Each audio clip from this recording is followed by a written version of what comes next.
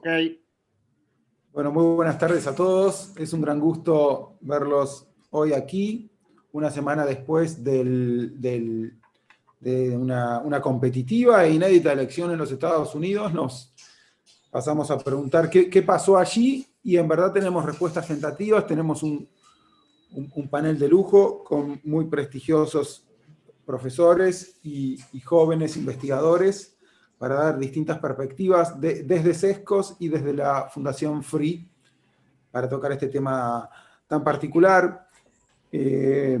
Rápidamente, para ir directamente a las presentaciones, hablarán primero la profesora, la doctora en Ciencia Política Constanza Massina. Constanza tiene una muy larga trayectoria, como les decía, es doctora en Ciencia Política, es profesora de distintas casas de estudios en Argentina, todas prestigiosas, ha escrito artículos y libros, sistemáticamente aparece en El Cronista y en un diario de Buenos Aires y en otras publicaciones. Ha viajado y disertado en distintos países de América Latina. Ella hablará primero, después lo hará José Ponte, que es un licenciado en Ciencia Política, magíster en Relaciones Internacionales, que está en CARI Joven, en el Consejo Argentino para las Relaciones Internacionales Joven, es miembro de esta fundación amiga nuestra Free. Ellos hablarán primero y después hablaremos 4 integrantes de Sescos, dando probablemente distintas perspectivas sobre lo acontecido. Así que sin más, somos 6 exponentes, 2 principales y 4 que acompañaremos, y en ese sentido es bueno ya comenzar contigo, Constanza, cuando tú quieras y puedas. ¿De acuerdo? Bueno, perfecto, Pedro, excelente. ¿Me escuchan bien? Efectivamente. ¿Sí? Perfecto, excelente entonces.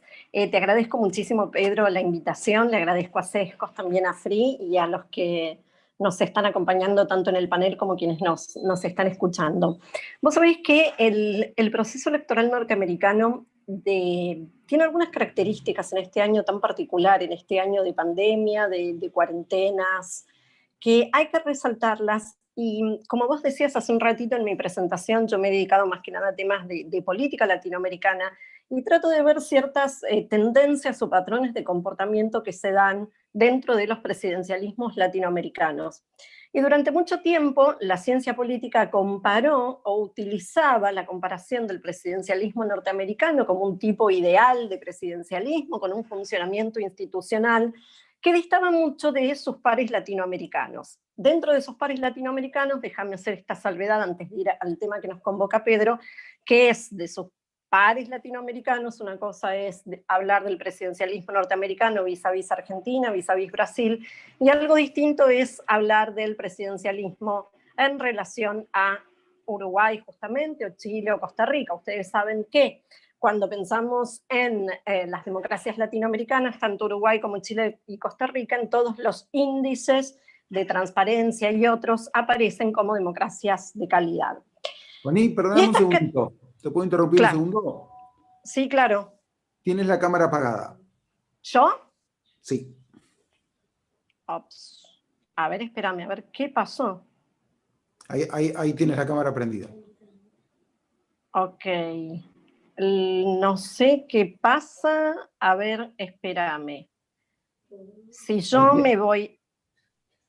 Ahí no me ven. Ahí no te vemos, pero recién sí te veíamos. Claro, lo que pasa es que yo abro mi archivo donde tengo todo mi machete, y cuando me voy del machete, no sé por qué acá no lo puedo ver al mismo tiempo que ¿Por qué se te ustedes lo apaga? están... Tranquila. No, pero debería funcionar al mismo tiempo, porque uno Sí. está con el Zoom abierto y por el otro lado, pero no sé si es una cuestión del problema de configuración de este Zoom. Adelante, no te preocupes. Bueno, voy a mi machete rápido y ahora vuelvo con la cámara para que me puedan ver. No sé realmente por qué siempre tengo abierto el Zoom y otros documentos que voy viendo, y en esta instancia no sé por qué no me toma el Zoom. Les decía, ciertos patrones de comportamiento que son típicos de las democracias latinoamericanas y que en este caso los encontré o los pude detectar dentro del proceso electoral norteamericano. Entonces, en primer lugar, el tema de la polarización política. Ustedes saben que muchas de nuestras sociedades son sociedades que en los últimos tiempos están altamente polarizadas. El proyecto BIDEM, el BIDEM Project, señala el problema de la polarización tóxica como una de las características de los procesos de autocratización que se están dando en el mundo. Y esta polarización tóxica la señala justamente y da ejemplos el BIDEM Project a partir de lo que se ve en la democracia, en el ejercicio presidencial que ha tenido Trump en estos años. Entonces, el primer punto tiene que ver con esta creciente polarización política, y los resultados muestran esta polarización, con 70 millones de votos por un lado, 74 millones de votos hasta el momento del otro lado. Pero la segunda característica, que es algo típico de América Latina, es el tema de la violencia política. Es decir, América Latina vive en tiempos desde la independencia para acá, es decir, en estos 200 y pico de años, siglo XIX, siglo XX, resolviendo sus problemas a través de la violencia política, es decir, esta política del antagonismo, esta política de la confrontación, esta política de la falta de consensos y la falta de acuerdos, ¿no? Vuelvo a hacer las salvedades porque una cosa es hablar de Venezuela, de Argentina, de Brasil, Paraguay, Bolivia, Ecuador, y otra cosa es hablar de estas democracias de calidad como las de ustedes. Pero nosotros vivimos tiempos de violencia política que toma distintas formas, no solamente violencia, cuando hablamos de violencia política no necesariamente estamos hablando de violencia física, violencia armada, sino incluso de violencia verbal. Esta violencia nosotros la vivimos desde hace años, cuando se empezó a polarizar la sociedad argentina con lo que llamamos la grieta, quién está de cada lado de la grieta, kirchnerismo, antikirchnerismo, pero la hemos vivido también con peronismo, antiperonismo, etc. Entonces, esta segunda característica, lo de la violencia política, que es hija de alguna manera de la polarización tóxica, también está presente y ha estado presente en este proceso electoral en los Estados Unidos. El tercer punto, que es muy típico de las democracias latinoamericanas de la tercera ola, tiene que ver con las denuncias de fraude. Es decir, más allá de cómo desde el inicio de la tercera ola para acá muchos países fueron transparentando sus procesos electorales, no todos hicieron ese mismo recorrido de tratar de transparentar y hacer cada vez más cercano al votante la posibilidad de rendir cuentas, justamente que eso es el voto como mecanismo de rendición de cuentas, y que justamente el fraude, o todas las formas de fraude, que acá en la Argentina y sobre todo a nivel subnacional hay muchísimas, todas esas formas de fraude tienden a violar ese pacto, ¿no?, que es el voto como mecanismo para premiar o castigar a los políticos. Entonces, las denuncias de fraude aparecen también en el horizonte de esta elección, y es lo que vivíamos. Ya lo había dicho Trump antes de la elección y lo viene diciendo desde que empezaron a aparecer los resultados. El problema de la denuncia de fraude, que ustedes no están acostumbrados, y nosotros, repito, estamos muy acostumbrados a nivel subnacional de que se quemen urnas, voten los muertos, desaparezcan votos y se compren votos justamente, es un problema porque pone en entredicho la legitimidad de todo el proceso. Entonces, la acusación de fraude no solo ataca al centro medular de qué es la democracia, de la democracia procedimental, que hasta ahora la democracia procedimental norteamericana no había sido cuestionada, no había sido puesta en juego, pero no solo ataca eso, no solo pone en cuestión este punto, sino que el presidente que finalmente sea electo como parte de los resultados de este proceso, vale a nacer con una legitimidad teñida de gris, ¿no? Van a nacer con una legitimidad cuestionada justamente por este problema de las denuncias de fraude. Y el último punto de esta latinoamericanización de las elecciones que a mí me gustaría señalar, Pedro, es lo que tiene que ver con el establishment político. Vos sabés que hay algo que vos señalaste cuando diste aquella charla acá en Buenos Aires, antes de la elección, que termina ganando la calle Pou, y me acuerdo que más allá del caso de la calle Pou, vos decías la edad que tenían los contendientes, ¿no? Es decir, me acuerdo que vos señalabas que el resto de la clase política, desde Tabaré Vázquez, Mujica, entrados en sus 70 años, ¿no? Y vos sabés que dentro de esto del establishment político, acá en Argentina hablamos de las familias políticas. Y las familias políticas es un fenómeno que se repite tanto a nivel nacional como también en las provincias o en los municipios. Es decir, que una determinada familia llega al poder y después o se queda el mismo o se queda la esposa, el hijo. Es decir, hay una continuidad de las familias políticas que obviamente altera el campo de juego entre oficialismo y oposición, porque no es lo mismo ser oposición que ser oficialismo en un contexto donde tu papá, tu tío, tu esposa, tu primo, tu hermana está justamente en el poder. Y en ese contexto empiezan a aparecer sombras también sobre este establishment político en los Estados Unidos. De alguna manera, Trump lo utilizó muy bien en la elección anterior, fue muy crítico de este establishment político y de las familias políticas, ¿no? Estoy pensando desde los Kennedy a los Clinton, a los Obama, pero también estoy pensando en los Bush y hoy tengo que hablar de los Trump, porque los Trump, digamos, los hijos de Trump están metiéndose y tienen altas posibilidades de ser candidatos dentro del Partido Republicano.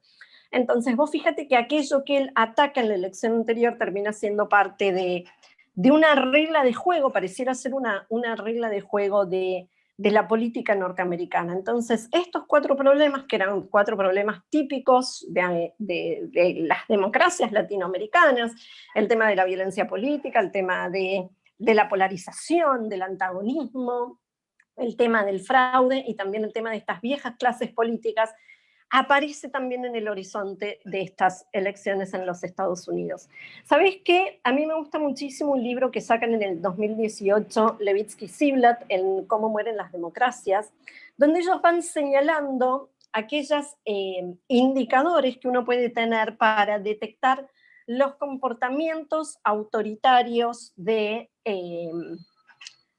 bueno, justamente de los líderes en el poder. Es decir, Levitsky y Ziblatt lo que señalan es que, a diferencia de lo que fue nuestro siglo XX, las democracias ya no mueren por golpes de Estado, es decir, no hay un acta de defunción, no podemos decir la democracia murió tal día por el golpe de tal fecha, sino que van muriendo de a poco. Y en este morir de a poco van detectando esos cuatro indicadores de comportamiento autoritario.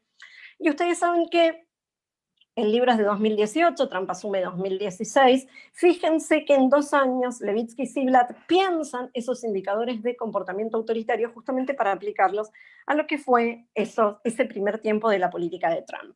Siguiendo en la misma línea, el Biden Project, el Varieties of Democracy, muestra esa tendencia a la autocratización, es decir, al avance sobre libertades como la libertad de expresión, libertad de prensa, otras libertades individuales, durante la presidencia de Donald Trump. Entonces, esto es una segunda cuestión, la latinoamericanización de la elección, el proceso de autocratización, ¿sí? Que es muy divisorio de aguas, y en este punto también vos sabéis que las opiniones se dividen, están aquellos que lo veneran a Trump justamente por todo el crecimiento económico y lo que ha hecho en estos años, y otros que son muy críticos de la gestión de Trump, no por, digamos, por el lado por donde lo corren los demócratas, sino justamente por el lado del propio liberalismo, ¿no? De si Trump fue un defensor de las libertades o si avanzó sobre libertades individuales y sobre libertad de expresión, opinión, etc.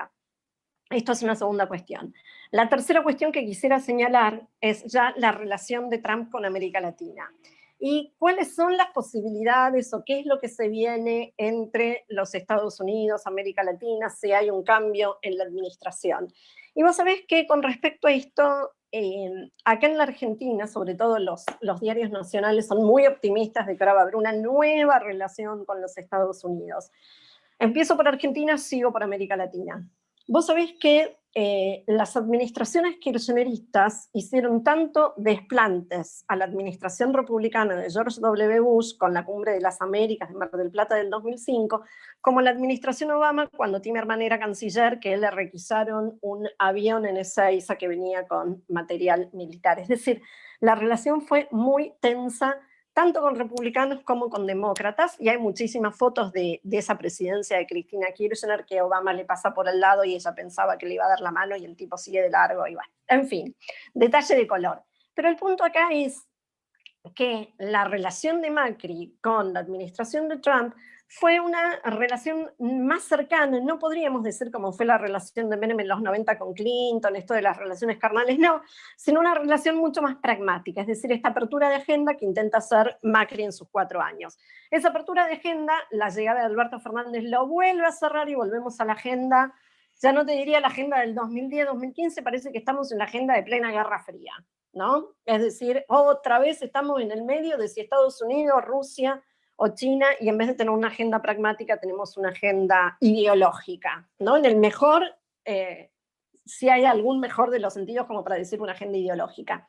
Respecto de la relación entonces de los Estados Unidos, si ganara Biden y no hubiera una continuidad de la administración de Trump, y digo si ganara porque vieron que todavía están contando algunos estados. Hoy en la mañana vi que unos electores que le habían dado a Trump, ahora parece que, que le habían dado a Biden, ahora se lo sacaron y estaba en 254, 159 electores. Hoy en la mañana, después no vi la actualización de eso. Pero supongamos Biden, este optimismo del periodismo argentino y del gobierno argentino de que la relación mejore por la llegada de Biden, lo veo absolutamente lejano. Ahora, ¿qué pasó con el resto de América Latina? Ustedes saben que América Latina no es una prioridad en la agenda de los Estados Unidos.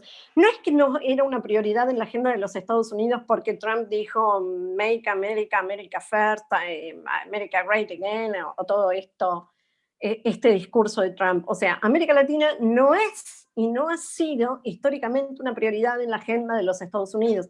No fuimos prioridad en la Guerra Fría, no fuimos prioridad en la posguerra fría, no fuimos prioridad en los 2000. Hay issues, ¿sí?, que llaman la atención de la administración norteamericana en relación a América Latina, pero no es una prioridad la agenda. Y sí es muy claro esta idea de las distintas periferias, ¿no?, pensando el centro, como hablan Russell y Calle acá en la Argentina, de las distintas periferias, si Estados Unidos es el centro, y una primera periferia, es decir, ese primer interés que va desde México, Cuba, Venezuela, Colombia, un segundo círculo de interés donde estarían Ecuador, Bolivia, y un último círculo donde está Argentina, Brasil, Uruguay y Chile. Y no es por la relevancia, el peso, etcétera, sino es, uno, por distancia, segundo, porque no alteran o no generan problemas de seguridad para los Estados Unidos. Esa primera periferia, por los problemas de narcotráfico, migraciones, genera un problema de seguridad en la agenda de los Estados Unidos. Entonces, desde acá que estamos lejos, cuanto más lejos, menos relevantes. Y en última instancia, el que de alguna manera determina la relación de Estados Unidos con América Latina para nuestro patio trasero, es decir, donde están ustedes, donde estoy yo, es la relación con Brasil. Entonces, lo que tenemos que ver y observar es si hay cambios, ahora sí, entre Trump, Bolsonaro, Biden-Bolsonaro, qué es lo que puede pasar ahí o cómo va a llevar Bolsonaro la relación si hay un cambio efectivamente de administración republicana a administración demócrata. Y esto tiene un sentido desde el fin de la Guerra Fría y desde antes también, podríamos decir desde principios del siglo XX, Brasil es como el interlocutor subregional de la política estadounidense para esta parte del mundo. Por lo demás, ustedes saben que podríamos decir que hay una línea de quiebre en los países latinoamericanos en la relación con los Estados Unidos, aquellos que son más recalcitrantes o más críticos de los Estados Unidos, donde yo pondría no solamente a la administración argentina, pero también a la administración de Ortega, a la administración de Maduro, es decir, aquellos que estaban bajo el paraguas del socialismo del siglo XXI, que eran muy críticos de los yanquis, y aquellos que tienen una relación que la voy a llamar una relación más madura, más pragmática con los Estados Unidos, como puede ser el caso de Uruguay, también el caso de Chile, pero no está de más decir el caso de Perú, el caso de, incluso diría hoy, de Lenín Moreno desde Ecuador, en esa relación o tratando de separarse de ese quiebre, de esa divisoria de aguas en la relación con los Estados Unidos. Para cerrar, Pedro, fíjate que esa divisoria de aguas, esa polarización, también es una polarización dentro de los países latinoamericanos en cómo nos relacionamos nosotros con los Estados Unidos, ¿no? Pareciera que hay una línea de quiebre entre aquellos que quieren tener una relación pragmática, madura, aprovechar la posición de los Estados Unidos y aquellos que tienen una posición más ideológica, más crítica respecto del rol de los Estados Unidos en la región. Gracias, Pedro. Excelente, Constanza, muchísimas gracias por tu excelente presentación. Fue una muy sobria y muy rigurosa introducción a los temas que acuciantes. Quedé con la idea de que a lo mejor puedas profundizar sobre lo que es la Varieties of Democracy, ese Sí, sí, indicador es que bien lo tenía interesante. en mi machete. Después lo hacemos en la segunda vuelta, así que Vale. excelente presentación, muchísimas gracias. Seguiremos discutiendo en pocos minutos. En segunda instancia, queremos agradecer muy especialmente la presencia de José Ponte, licenciado en Ciencia Política, magíster en Relaciones Internacionales, como dije, creo en la introducción, miembro del CARI Joven y por supuesto miembro de la Fundación FREE, con quien coorganizamos este evento. José es un joven brillante que ha llegado desde Venezuela hace unos años atrás a la Argentina y que conoce con precisión las determinadas características de la relación bilateral entre Venezuela y los Estados Unidos y de los Estados Unidos en sí mismo. Así que es un joven brillante, es la primera vez que aparece en un evento de Sescos y seguramente será la primera de muchas. José, es un gran gusto tenerte aquí. Adelante. Bueno, Pedro, bueno, muchísimas gracias y además muchas gracias por esa introducción. Y gracias, por supuesto, a Ángelo y a Agustín y a todo el equipo de SESCO por la invitación. Paso a compartir un segundo la pantalla. Y claramente, como la pregunta de este evento es ¿qué pasó en Estados Unidos? Tenemos que hacer un chequeo de una radiografía rápida. Prometo no pasarme el tiempo y respetarlo. Pero antes quería comentar que comparto totalmente la posición que ha mencionado la profesora, especialmente en esa tonta idea de los países latinoamericanos de manejar la política exterior de forma ideológica.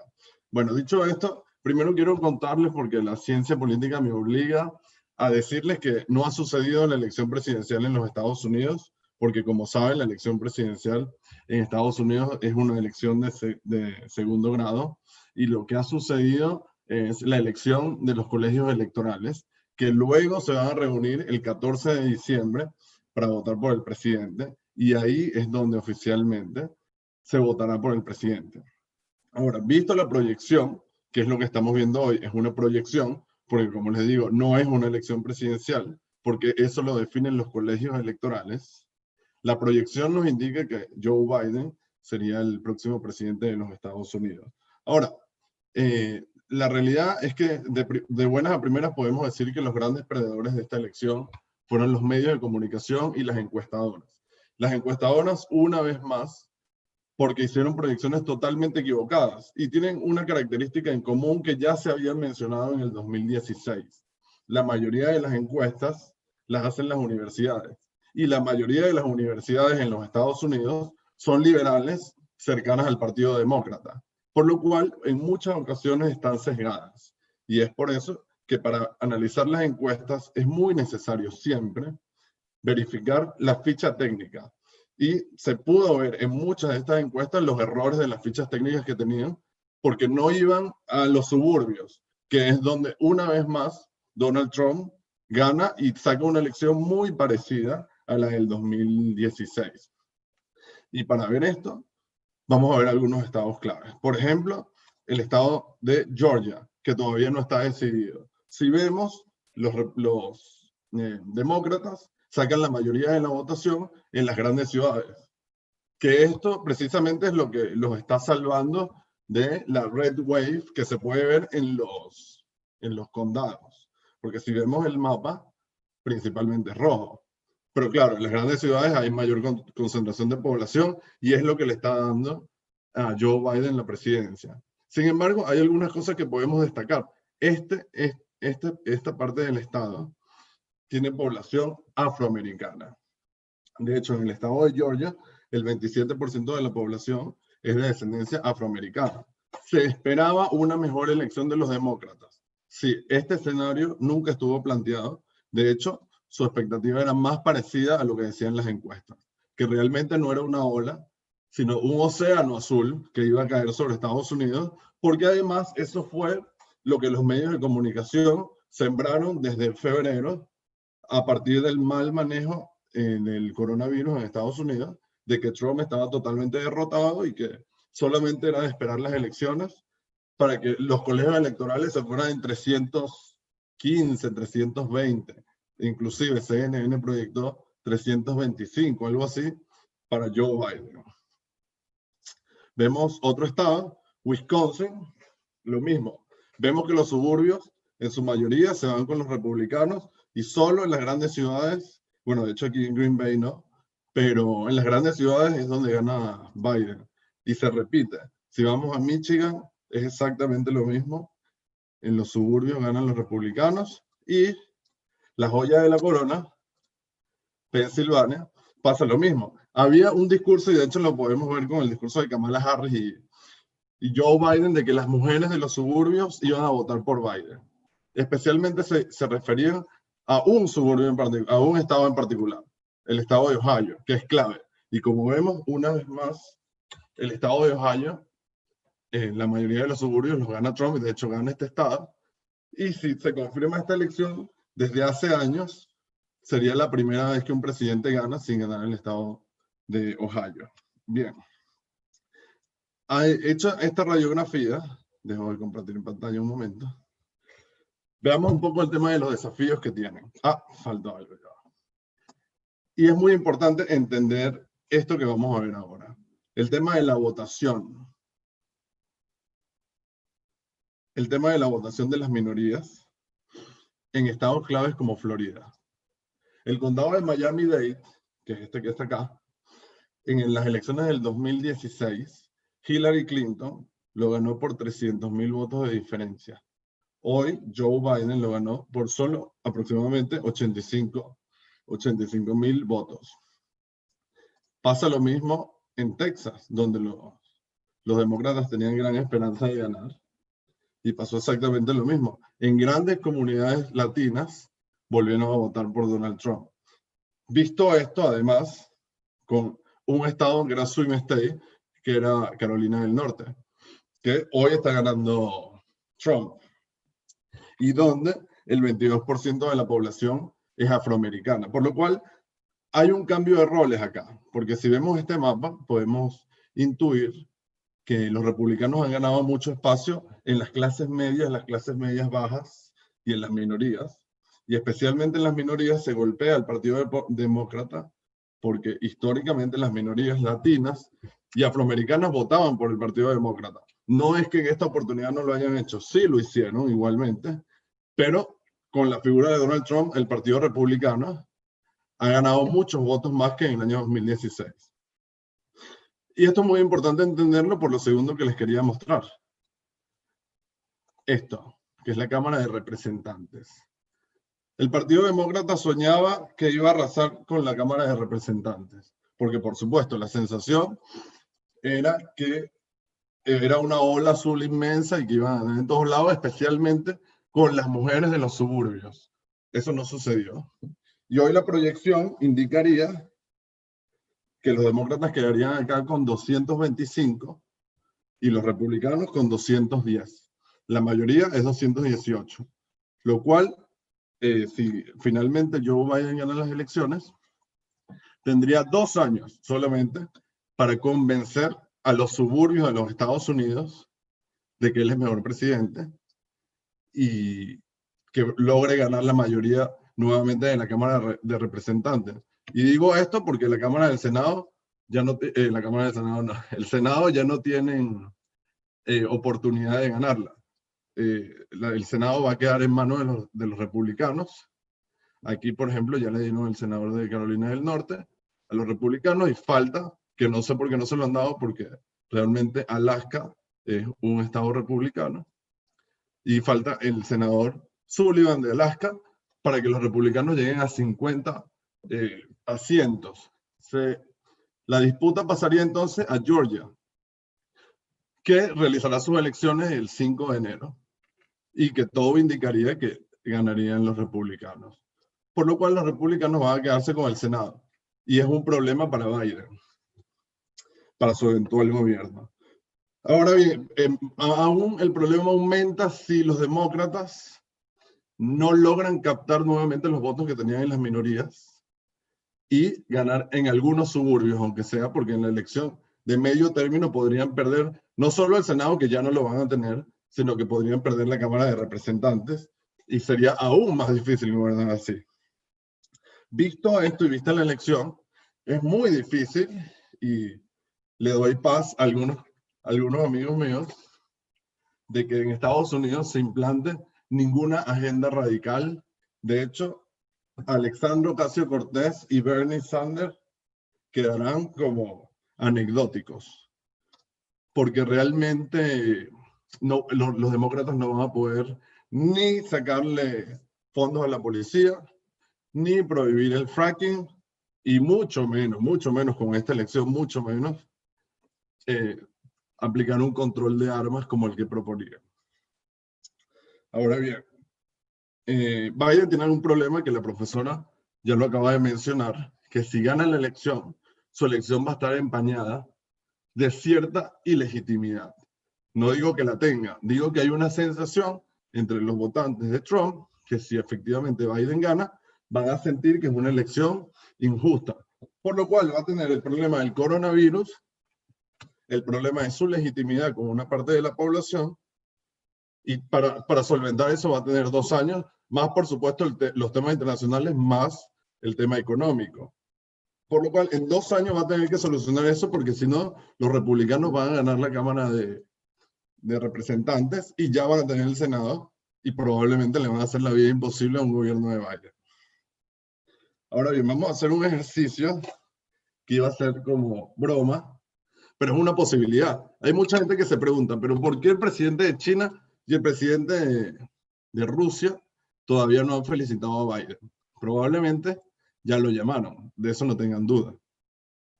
Pero no lo han felicitado en público. Ahora bien, ¿por qué será? Ahí existe una posibilidad de que esta elección se dé vuelta. Y ustedes me van a decir, pero ¿cómo es eso posible? Es imposible que se dé vuelta porque ya está todo repartido. Pero no. Todavía está en disputa el estado de Georgia, que todavía están contando votos, y el estado de Arizona, que todavía están contando votos. Porque ya el estado de Carolina del Norte y Alaska son para Trump. Por lo cual hoy Trump está ubicado en 232 colegios electorales. Si por suerte de él, estadísticamente poco probable, llega a ganar, o sea, le da vuelta a Georgia y Arizona, quedaría con 259 colegios electorales y Biden con 279. Faltarían 20 votos. Y ustedes me dirán, bueno, pero ya está listo, porque ya no hay otro estado. Pero yo les diría que sí. Hay un estado que hoy está en disputa porque la diferencia es muy corta y hay un batallón de abogados de Trump en ese estado luchando voto a voto y buscando hasta la última firma para anular votos, y es el estado de Pensilvania, que inclusive, para los estudiosos, los que les interesa la política, conocerán esta página que se llama Real Clear Politics, y en esta página no han proyectado el ganador del estado de Pensilvania todavía. Por lo cual, hay una muy remota posibilidad de que Trump le dé vuelta a la elección, y yo creo que estos poderosos líderes del mundo como Putin y Xi Jinping son virtuosos con su paciencia antes de tomar una posición pública. Porque si se da vuelta, conociendo el temperamento del presidente Trump, creo que es mejor tenerlo de amigo. Ahora bien, en cuanto a los desafíos internacionales, menciono rápidamente, porque además la profesora ya ha mencionado, pero también lo dejo para luego la discusión de la mesa. Hay 3 grandes desafíos políticos, tal cual lo decía la profesora. Sin duda Latinoamérica no es una prioridad para los Estados Unidos, ni ahora ni antes, pero sí hay un tema de seguridad nacional. Y esta seguridad está siendo amenazada por 3 regímenes de la región, que son nuestras 3 dictaduras socialistas, que es la dictadura de Nicaragua, de Cuba y de Venezuela. Específicamente una que es la más peligrosa, que es la de Venezuela, porque ha permitido el régimen de Maduro, para mantenerse en el poder, la presencia de células de Hezbollah en el territorio venezolano. Que Hezbollah es considerado un grupo terrorista por los Estados Unidos. Y recordemos que de Venezuela a Estados Unidos hay 3 horas y media en avión comercial, ¿no? Así que es un gran problema para los Estados Unidos. Hay un gran lobby venezolano, y con esto termino para no pasarme mucho del tiempo, y una gran esperanza, tal cual pasa en Argentina, pasa en Venezuela, de que con Biden, Maduro va a tener las puertas abiertas en Estados Unidos. No sé qué va a suceder, pero hoy existen sanciones administrativas directas a personas del régimen de Venezuela y hay una operación en el Caribe antidrogas, que hoy el principal financiamiento del régimen venezolano es la exportación de narcóticos, específicamente de la cocaína. Con esta operación se han neutralizado miles de kilos de drogas y el régimen ha perdido ingresos. No lo sé si una administración de Biden la continuaría, pero probablemente sí. Y luego está el lobby venezolano en el Partido Demócrata, que es muy fuerte, con tres objetivos claros. Y con esto termino para no abusar del tiempo. Primero, la liberación del testaferro de Maduro, Alex Saab, que está en Cabo Verde, preso, con un pedido de extradición en los Estados Unidos. Necesariamente Nicolás Maduro necesita que este señor no vaya para Estados Unidos, porque podríamos estar en presencia de un caso similar al de Vladimiro Montesino en Perú. Segundo, los hijos de Cilia Flores, o sea, hijastros de Nicolás Maduro, están presos en los Estados Unidos porque fueron capturados por la DEA exportando cocaína.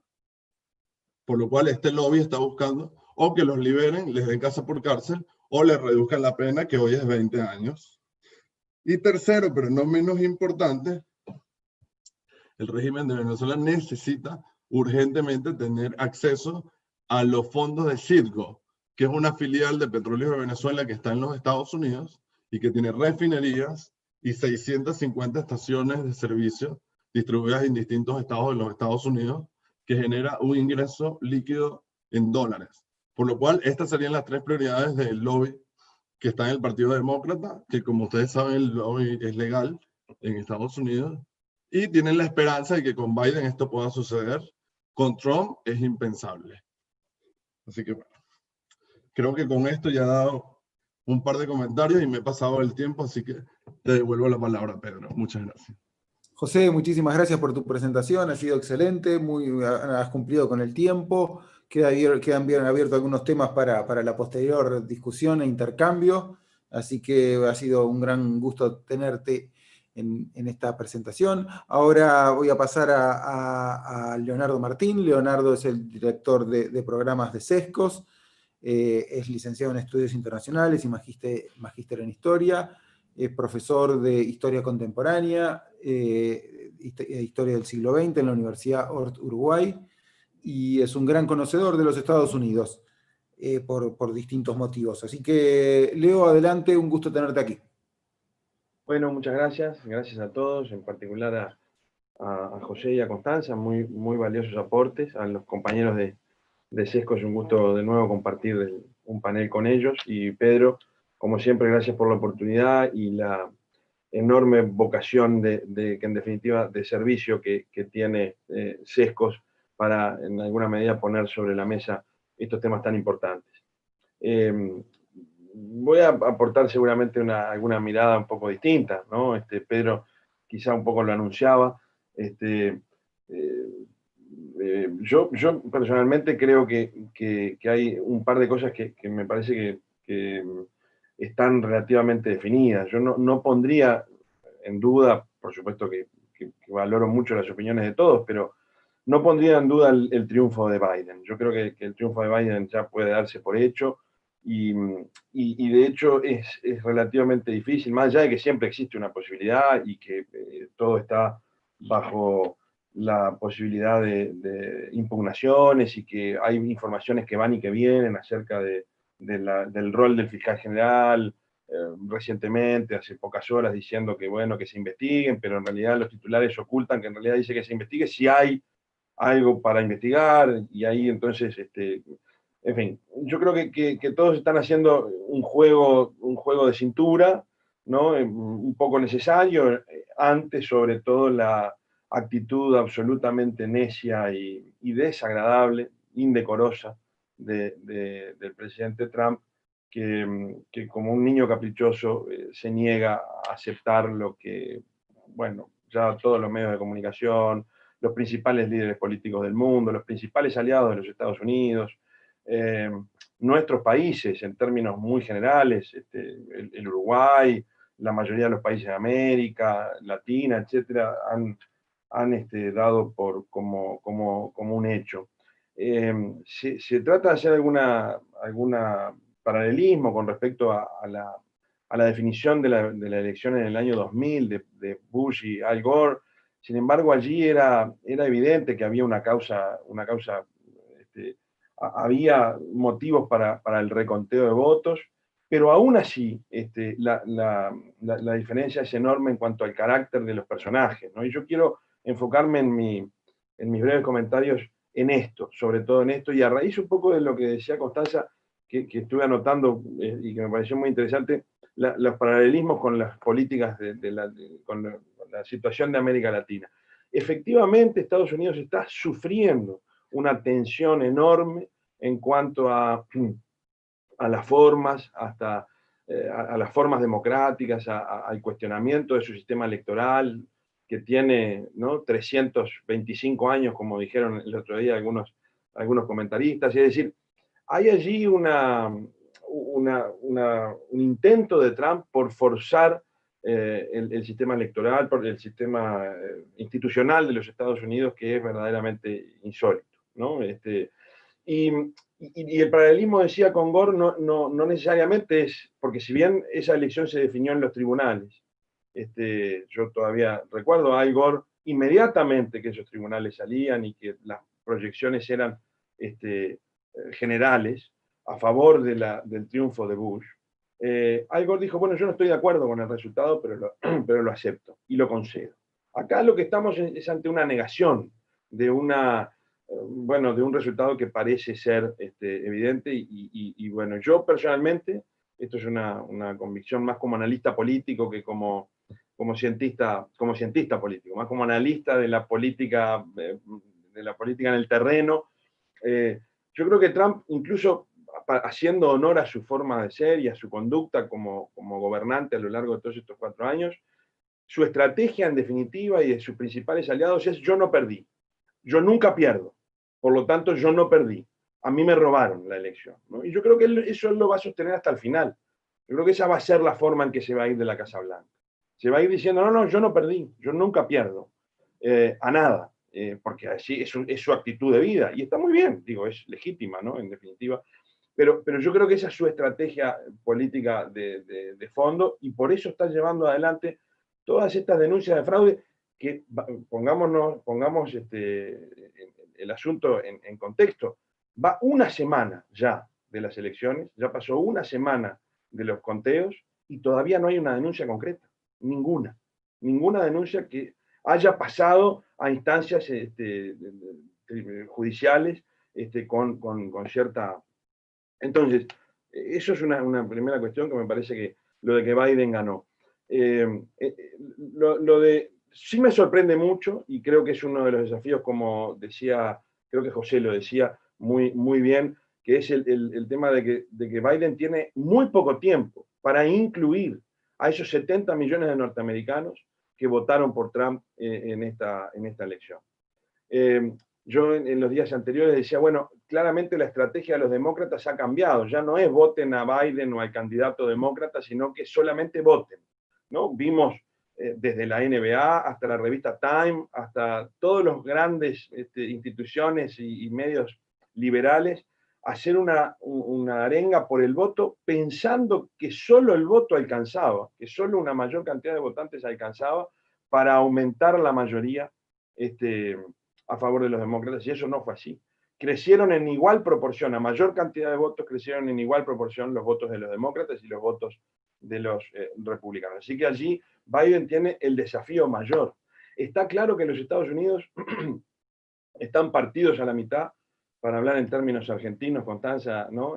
La grieta parece estar agrandándose de manera bastante evidente, y bueno, y Biden viene a surcir eso, ¿no? Él lo dice además en el discurso que da el sábado, Él dice, bueno, yo vengo a unir los Estados Unidos. Yo creo que la candidatura de Biden en realidad es una candidatura que los demócratas terminan o decantando o eligiendo. Bueno, en fin, el proceso fue largo, complicado, porque es una candidatura, como lo dijo Obama y trató de instalar este mensaje a lo largo de la campaña, el expresidente Obama, que decía, esta es la campaña o la candidatura o la elección de la decencia, ¿no? Acá no estábamos decidiendo grandes modelos, uno no puede pensar que Biden tenga una enorme energía para cambiar grandes agendas, más allá de que el Partido Demócrata estará atrás y todo lo demás, pero uno no puede imaginar a un Biden con la fortaleza física y intelectual y política que tenía un Obama en su momento, en sus mejores momentos, en el 2008, etc.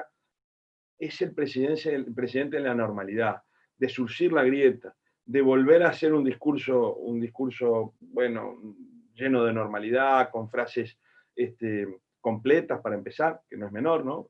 Trump hace bastante tiempo que no hace discursos con frases completas, ¿no? Tira como highlights ahí que no se sabe muy bien cómo hay que interpretarlos. Entonces, es la campaña y es el presidente de la decencia, ¿no? Yo tuve la oportunidad la semana pasada, el día antes, 2 días antes de estar en Miami, y acompañé a un familiar mío a votar, que votaba por primera vez en el early vote en la Florida, bueno, él justo le tocaba por cuestión allí le tocaba, y pasamos caminando por un barrio de casas millonarias, ¿no? De casas de esas que hay en Miami, 10, 20 millones de dólares, y vi una casa tapizada de Trump y de Pence y con banderas, no sé qué, y un señor vecino del barrio seguramente que pasaba y le decía, no, alguien que tenga decencia no puede votar por Trump, no puede votar por Trump alguien que sea decente.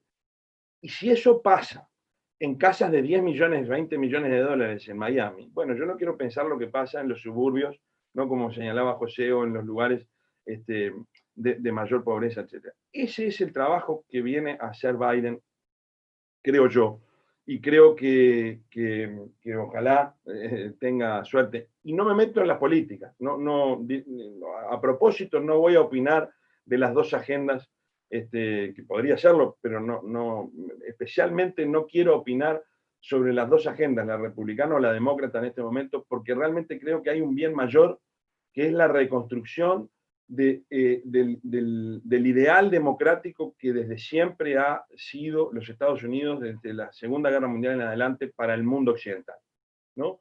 Habrán visto todos algunos memes por allí, algunas bromas en internet diciendo que si Estados Unidos hubiera sido juez o hubiera visto lo que pasó en las elecciones de Estados Unidos, hubiera mandado a Estados Unidos a intervenir los Estados Unidos, ¿no? ¿Cuántas veces los Estados Unidos a lo largo de la historia de Occidente se ha puesto a juzgar este tipo de gobernantes, este tipo de discursos autocráticos y tan divisivos y tan confrontativos que ha hecho Trump?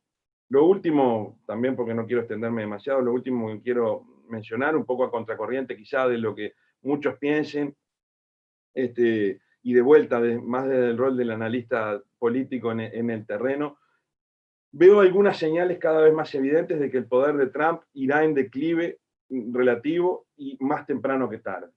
El primer elemento que quiero señalarles a todos es que la cadena Fox News y los medios que representa Rupert Murdoch, uno de los principales dueños de medios de comunicación en los Estados Unidos, que sostuvo a lo largo de todo este tiempo, en la campaña del 2016 y durante todo este gobierno, fue el primero en darse vuelta, ¿no? Con lo cual, por lo menos para mí, es una señal de dónde olfatea el poder alguna gente que lo conoce muy bien, ¿no? Como Murdoch y sus medios de comunicación.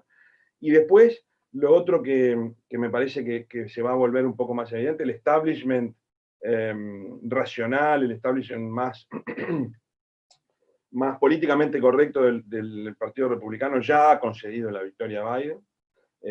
Quienes hoy están todavía en la primera trinchera, ninguno con una convicción que uno diga, bueno, están dispuestos a ponerse ahí, pero bueno, quienes están más en la trinchera son quienes todavía tienen cosas para ganar y quienes todavía aspiran a algunas cuestiones, y por lo tanto, pero quienes ya no aspiran al poder del Partido Republicano, los Bush, Condoleezza Rice, Mitt Romney, si estuviera John McCain no quiero pensar lo que hubiera dicho, Bueno, en fin, todos ellos se vienen concediendo la cuestión. Y lo que yo creo que va a terminar pasando, si esto se alarga demasiado y si esto termina siendo un problema para los mercados, porque recordemos de vuelta, Estados Unidos, la política norteamericana, todo lo demás, pero lo que mueve a los Estados Unidos es la economía y los mercados.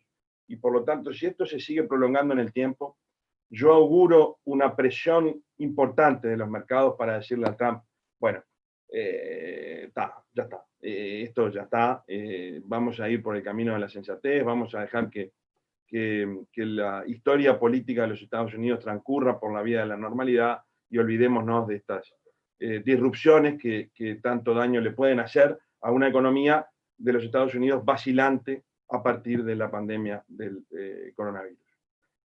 Bueno, podría seguir, por supuesto, pero no quiero monopolizar el uso de la palabra.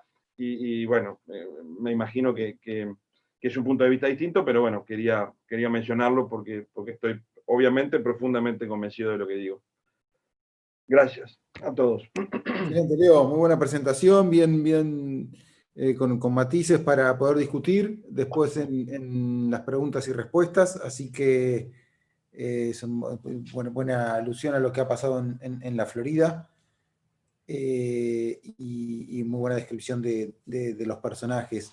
Ahora pasamos a Agustín Pisichillo. Agustín Pisichillo es un joven egresado de la carrera de Estudios Internacionales de la Universidad Horto Uruguay, es fellow de SESCOS, está haciendo un máster en International Business en Rey Juan Carlos, en España.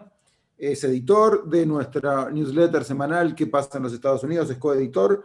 Es también codirector de un muy buen podcast que se llama ¿Cuál es el plan?, que semana a semana nos trae diálogos de distintos temas de asuntos internacionales con personajes bien interesantes. La última semana con Hong Kong, con Canadá, con los Estados Unidos también, y con lo que pasa en Colombia, lo que ha pasado en Chile, lo que pasa en Argentina. Pasan muchas cosas, ¿no?, en este mundo internacional. Y Agustín es un gran conocedor de la política americana y de lo que pasa de lo que ha pasado y de lo que pasa en distintos estados. Así que, Agustín, es un gran gusto tenerte aquí. Creo que también por primera vez hablando en un evento de SESCOS.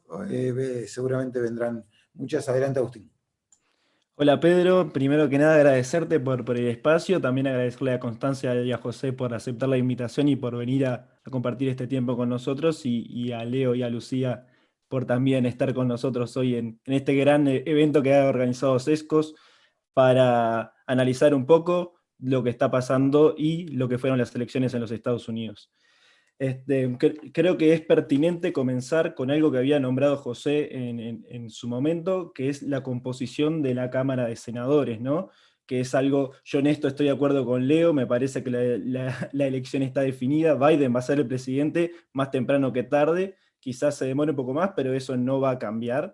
Entonces, viendo con esa perspectiva, hoy el Senado está 49-48, esperando la votación del estado de Alaska, que va a confirmar los 50 votos para el Senado, para el Partido Republicano. Y después tenemos lo que se llama el runoff en Estados Unidos, o el balotage en el estado de Georgia, que va a determinar quién finalmente va a tener la mayoría en el Senado. Por ese lado, para explicar un poquito qué es esto, en los años 60, en el estado de Georgia, se cambió una ley y se puso que para ganar el Senado se debe tener 50% de los votos o más. Si no, se va a un balotaje entre los dos candidatos más votados de los dos partidos más votados. Esto podría decirse en un estado que fue profundamente republicano, a pesar de tener un porcentaje de población afrodescendiente muy grande, se podría decir que podría haber beneficiado al Partido Demócrata, pero no.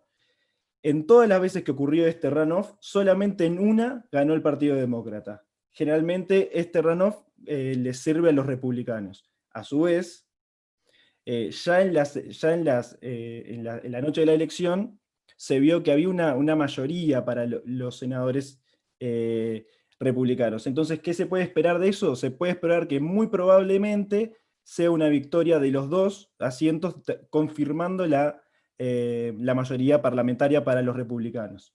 A ver, que esto, como se va a hacer el 5 de enero, como bien dijo José, va a ser como una carrera presidencial aparte, porque ya tenemos el gobernador de Nueva York diciendo que esos son los espacios que hay que ir a ganar, Andrew Yang, también ex precandidato de demócrata, yéndose a vivir a Georgia para ir a pelear esos asientos. Entonces, se va a ir a vivir como una nueva elección presidencial.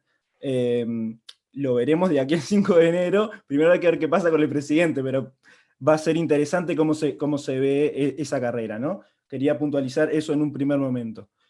Después, me gustaría entrar un poco en lo que fueron las exit polls, comparando el 2016 con el 2020. Lo primero que hay que decir es que Biden va a ser el presidente más votado de la historia, y con una diferencia muy grande, ¿no? El anterior presidente más votado de la historia, que en cuanto a votos, había sido Obama en 2008 con 69,4.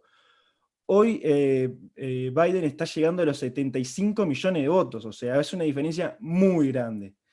También vale puntualizar que Trump probablemente sea el perdedor con mayor cantidad de votos de la historia, porque va a haber superado a Obama también y va a haber llegado a los casi 72 millones de votos. Una votación también muy buena para Trump, saliendo del chiste que acabo de hacer. Bien, entrando un poquito más en lo que fue la votación, en esta votación votó un 5% menos de lo que habían votado en 2016 de votantes blancos, algo que sí fue malo para Trump. ¿Por qué? Porque la gran pérdida que tuvo Trump en esta elección fue con su electorado blanco. Biden subió un 5% en ese electorado, y Trump bajó también. No, Trump, perdón, se mantuvo, pero el que subió 5% fue Biden. En lo que respecta a las minorías, como bien decía José, acá se dio una situación bastante particular, porque Biden, tanto en los afrodescendientes, en los latinos, como en la comunidad asiática, que conforman algo así como el 25% de los votos, o el 26% de los votos, bajó su representación. Biden perdió un 2% comparado con Hillary Clinton, que ya había tenido un mal resultado comparado con Obama, en la población afroamericana. Pasó del 89 al 87%. Trump, con la población afroamericana, ganó un 4% de representación. Pasó del 8 al 12. Con lo que respecta al voto latino, y acá es algo muy importante de ver, Biden también perdió un porcentaje, perdió un 2%, mientras que Trump aumentó un 4%, pasando del 28% a un 32%. Esto estamos llegando casi allá a un 65-35%, y eso es peligroso para el Partido Demócrata, que se autodenomina como el partido de las minorías, ¿no?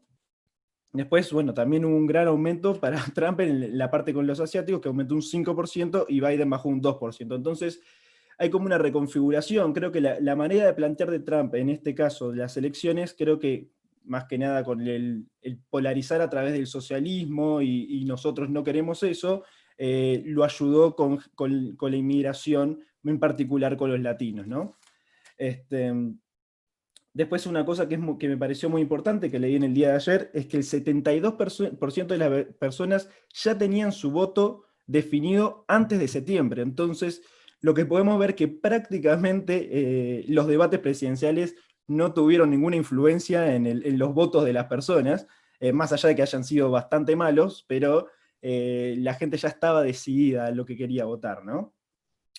Y después, una cosa que quería mencionar sobre Trump, antes de entrar un poquito más en un análisis, es, si nosotros vemos la radiografía de su approval rating del último año, vemos que Trump, el peor momento de este último año, se dio el 30 de junio, que fue uno de los momentos más grandes de estallido social de la comunidad afroamericana. En ese momento tuvo un -16 de approval, o sea, de aprobación, y su mejor momento, paradójicamente, fue el día antes de la elección, donde estuvo solamente en -8, teniendo en cuenta que para Trump es muy bueno que su promedio en estos 4 años fue -12.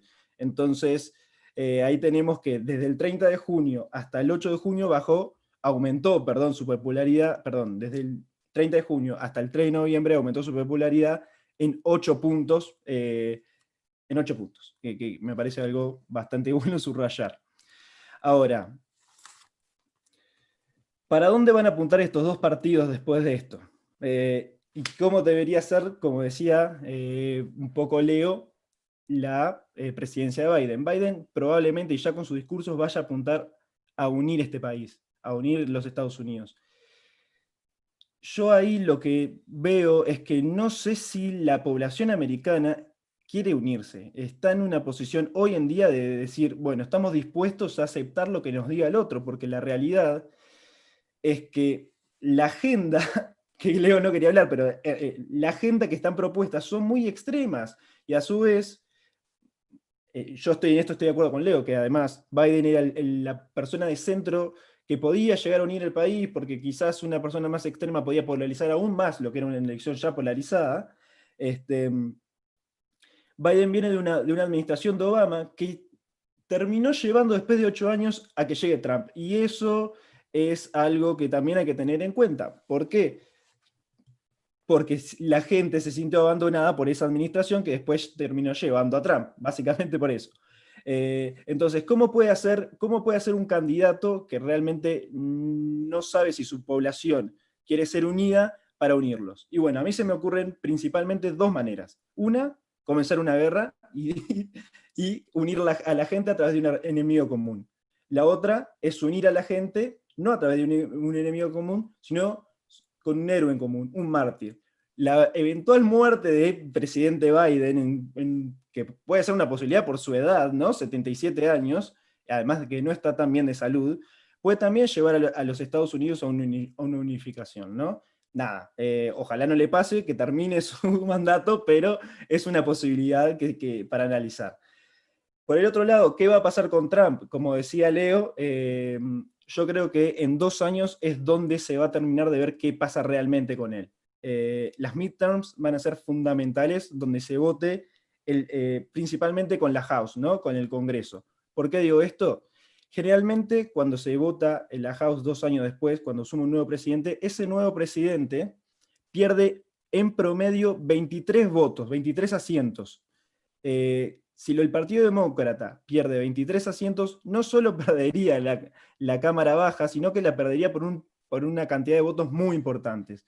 Entonces, si aparece Trump apoyando a candidatos en las midterms, y en esas midterms les va muy bien, como parece en promedio, yo creo que va a aumentar su poder y puede ser que se anime a tirarse para las siguientes elecciones.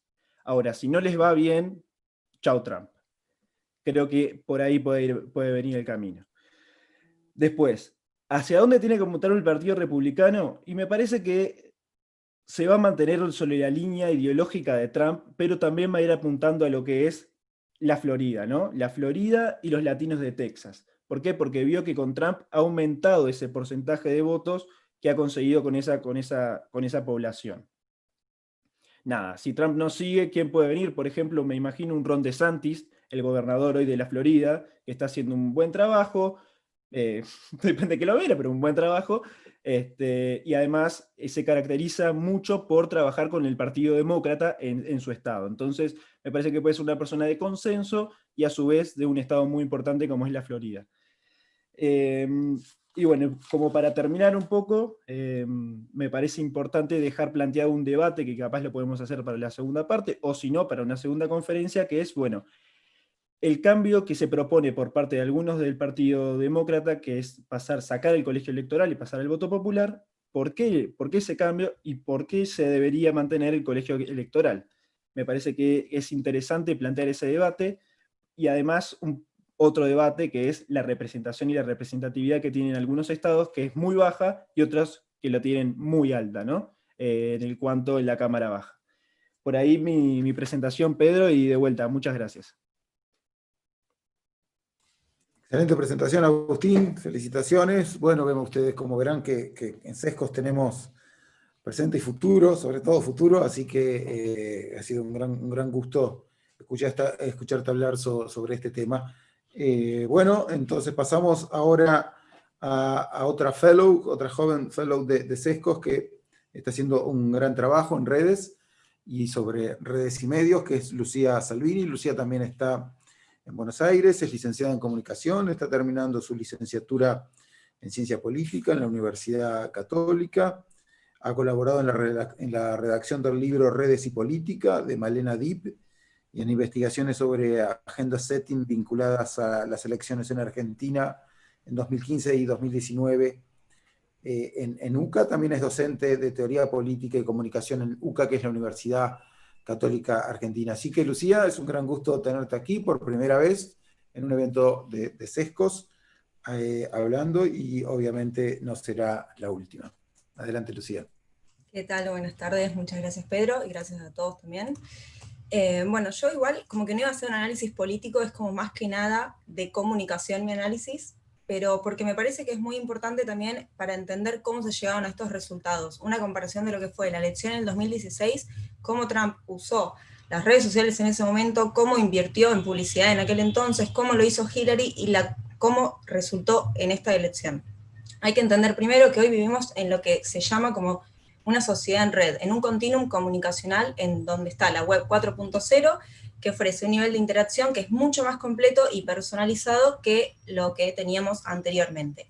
En estas redes nosotros pasamos de ser usuarios, consumidores pasivos de información a generar contenido. Esto sería que somos prosumidores, consumimos y producimos contenido. Por ejemplo, mientras nosotros estábamos teniendo esta charla, entré 2 minutos a Twitter y vi que se posicionó como trending topic el hashtag Biden was not elected. ¿Y quién lo lanzó, quién lo popularizó? Desde Brasil fue. O sea, sumamente interesante por lo que mencionaron justamente de que desde Brasil no lo habían reconocido a Trump como, todavía que no lo habían saludado a Biden, digamos. Otro dato muy interesante fue que justamente hoy Donald Trump volvió a usar sus redes sociales, como siempre, no estoy acostumbrados, pero también lo que hizo fue comunicar que ellos iban a ganar y que recién la semana entrante iban a que iban a tener los resultados verdaderos, digamos. Entonces, volviendo, este sistema de comunicación horizontal en donde cada uno empieza a comunicar lo que desea, justamente estamos viendo esto de, por ejemplo, como pasó con el trending topic de este activismo digital en redes. Vamos a hablar también de lo que sería la importancia de las redes, sobre todo en este contexto de pandemia en donde hubo muy pocos actos presenciales. Si nos preguntamos cuándo surge esta fiebre por las redes sociales, nos tenemos que remontar a lo que fue el 2008 con Barack Obama, que él en ese momento muchos diarios incluso lo llamaron lo que fue como el rey de las redes sociales. Desde ese momento no hubo ningún cuestionamiento de sí o sí tenemos que estar en lo digital si queremos llevar adelante una campaña exitosa. Para los más jóvenes, digamos, ¿no? Pero en aquel momento estaba, por ejemplo, todavía vigente MySpace, y es increíble cómo, por ejemplo, tuvo 1 millón de seguidores en MySpace Obama. Después también se lanzaron más de 1.000 millones de mensajes por correo electrónico, lo cual es una barbaridad. O también, incipientemente, Facebook recién arrancaba, pero él alcanzó con su perfil más de 3 millones de amigos en Facebook. Incluso se crearon más de 2 millones de perfiles que lo apoyaban, 35.000 grupos de voluntarios y más de 400.000 blogs, lo cual es un montón. Y en YouTube tuvo menos presencia, después vamos a ver cómo Trump lo utilizó este año, pero por ejemplo Obama en el 2008, cuando recién arrancaba todo esto de poder pautar en YouTube y poder generar este tipo de contenido, publicó 1.824 videos, que igualmente para esa época es bastante. Volviendo a lo que fue Trump en el 2016, cuando él ganó, muchos empezaron a preguntar cómo puede ser que justamente había ganado. Y muchos le adjudicaron de gran importancia lo que fue el uso de las redes sociales. Mismo él dijo que gracias a ellas se había logrado posicionar. Él no tenía un equipo digital tan grande como el de Hillary, ni era tan especialista el equipo que él tenía, pero lo que sí le jugó muy a favor fue que él tenía una presencia muy consolidada en el ámbito digital previo a posicionarse como candidato a presidente, digamos.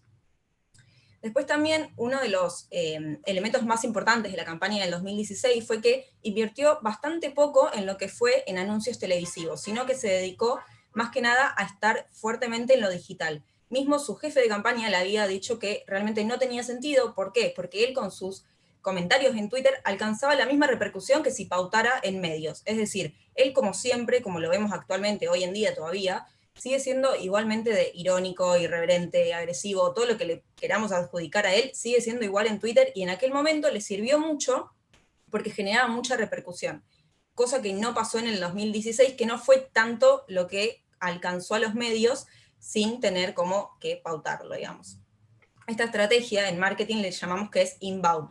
Esto significa que él lanza un mensaje, digamos, y la gente va hacia él, no es que los va a buscar, que fue diferente a lo que hizo Hillary en aquel momento. Después, otro dato interesante del 2016 fue que muchos de aquel momento lo llamaron la primer Twitter election. Justamente el segundo debate entre Hillary y Trump fue el más tuiteado de la historia, con más de 17 millones de mensajes. Por otro lado, también es muy importante lo que hablaban esto de el apoyo que tenía Trump por los medios. En aquel momento, 500 medios estaban a favor de Hillary Clinton y solo 25 a favor de Donald Trump. Sin embargo, todos los medios igualmente levantaban lo que hacía Trump. Entonces eso también es muy interesante. Y por último, algo más de la campaña de aquel momento fue que si bien Hillary invirtió mucho en hacer estudios de A/B testing para justamente medir cuál era el mensaje más exitoso, o los contenidos que generaban más engagement, es decir, que justamente atraían más a la comunidad, generaban más posteos, más retweets, más comentarios y demás, igualmente Trump seguía posicionándose como el rey tanto en Facebook como en Twitter y en Instagram. Hillary tenía más presencia en LinkedIn nada más. Bueno, pero ¿qué fue lo que pasó ahora? Hubo también como una vuelta de tuerca en el sentido de que Facebook dijo que que la plataforma iba a justamente mantener esto de que iba a permitir todos los anuncios políticos habidos y por haber y que no iba a discriminar si sí o si no. Mientras que Twitter hizo todo lo contrario, se posicionó más que nada, podemos decirlo abiertamente, en contra de Trump. ¿Por qué? Porque cada cosa que él publicaba siempre saltaba con algo diciendo, bueno, esto es desinformación, esto es falso, siempre había como una etiquetita abajo del Twitter de Trump que indicaba algo. Atención con este contenido. Acá fue cuando empezó, el puntapié inicial fue cuando Twitter dijo, nosotros no vamos a permitir que haya mensajes pautados en nuestra red social, porque creemos que el mensaje político tiene que ser algo que se gana, no que se pueda comprar.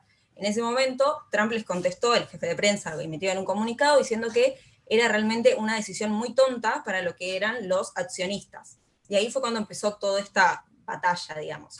Incluso hubo un momento en el cual, desde las cuentas, se difundió un video que era fake news sobre Biden, y hubo distintos medios que reaccionaron de distintas maneras. Por ejemplo, la CNN rechazó el anuncio, después Fox News también le dio de baja, pero Facebook no tomó ningún partidismo y se permitían todo este tipo de desinformaciones.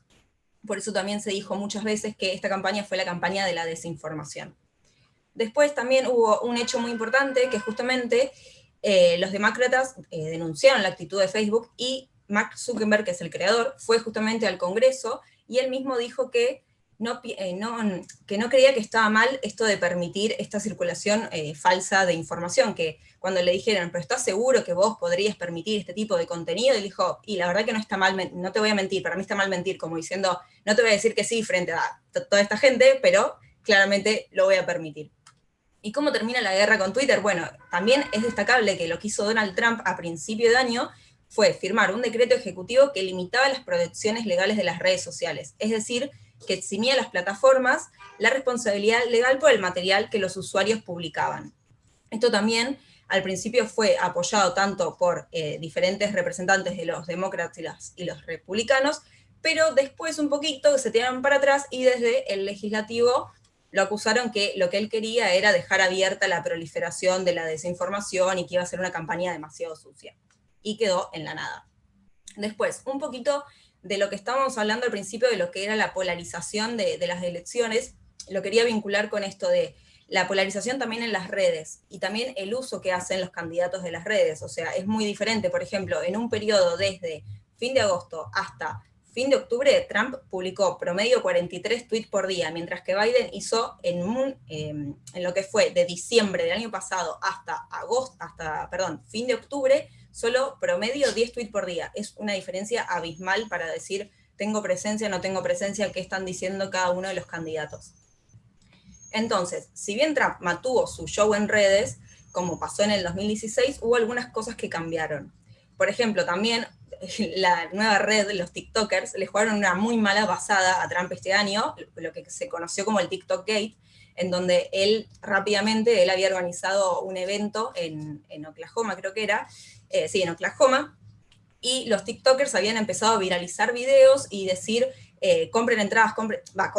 soliciten entradas para ir al mitin y al final no acudió nadie. O sea, dijeron que iba a haber más de 12.000 personas, que iba a haber una barbaridad de gente, hicieron un show tremendo, y fueron únicamente 6.000 personas. Todo esto a través de las redes sociales de nada, 3 videos locos que se viralizaron a través de TikTok. Otro dato importante fue que Trump, tanto este año como en el 2016, recaudó muchísimo menos. Y otra diferencia, que es su rival, ¿no? Y una gran diferencia también fue la publicidad, como los jefes de campaña de Trump decían que estaban haciendo como una inversión quirúrgica de la supuesta pauta, mientras que algunos decían que no tenía plata y después salía Trump a desmentirlo, decir que él no tenía problema de poner plata de su bolsillo y demás, pero siempre haciendo énfasis en la poca cantidad de plata que tienen acostumbrados a recaudar ellos. Por ejemplo, si vemos lo que recaudó Obama, él también en los 2 periodos recaudó muchísimo más, ganó las elecciones. Hillary también, recordamos que si bien el colegio electoral no terminó eligiéndola, pero el voto popular la había elegido y también recaudó mucho más que Trump. Entonces cabe la pregunta de qué pasa, recaudo más publicidad, invierto mejor, termino ganando, cómo llegar a la gente, es como una pregunta bastante interesante. Mismo, ya en 1895, el otro día leí una frase que me quedó, por eso le iba a repetir, que decía que hay 2 cosas muy importantes en la política, que la primera es el dinero y que la segunda no la puedo recordar. Esto es una frase que dijo. Después, otra cosa muy interesante fue que, por ejemplo, tengo internet inestable. Bueno, una diferencia del contenido que de los anuncios. Trump se dedicó mucho a la comunicación negativa. Siempre fue infundir el miedo, ya sea con la economía, con el trabajo, con el coronavirus, demás. Mientras que lo de Biden fue más un llamado a que vayan a las urnas, a transmitir confianza, al apoyo, a unificar justamente el país dividido, como decía Agus. Entonces realmente también como la diferencia del mensaje, ¿no? Siempre Trump iba por la negativa, mientras que Biden iba por la positiva. Después, otro dato interesante fue qué pasó en los estados clave.